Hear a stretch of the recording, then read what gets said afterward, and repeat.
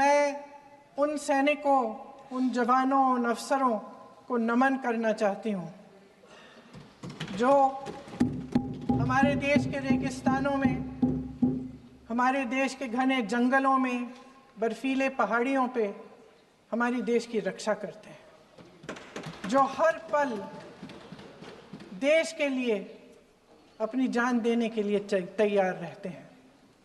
1948 से लेकर अब तक, जब से पाकिस्तानी रेडर्स ने कश्मीर पे हमला किया, तब से लेकर अब तक हमारे देश की अखंडता की रक्षा करने में उनका बड़ा योगदान है।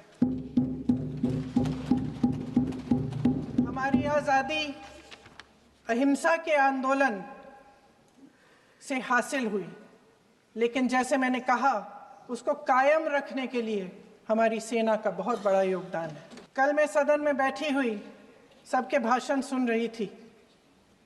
आदरणीय रक्षा मंत्री महोदय ने बोला, सत्ता पक्ष के कई मंत्रियों ने बोला। 1 घंटे का रक्षा मंत्री जी का लंबा भाषण था। सुनते सुनते एक बात मुझे बहुत खटक रही थी। उसके बाद जब दूसरे भाषण भी सुने आपके सत्ता पक्ष के, तब भी ये बात बार बार मेरे मन में आ रही थी कि सारी बातें कर ली, ऑपरेशन सिंदूर की बात कर ली, आतंकवाद की बात कर ली, देश की रक्षा की बात कर ली, इतिहास का पाठ भी पढ़ा दिया, लेकिन एक बात छूट गई।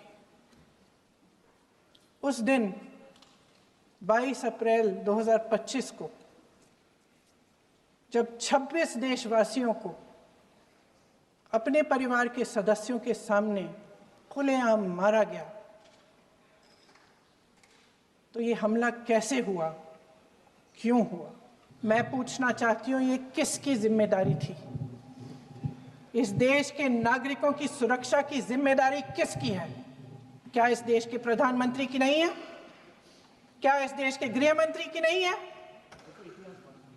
क्या इस देश के रक्षा मंत्री की नहीं है? क्या एनएसए की नहीं है?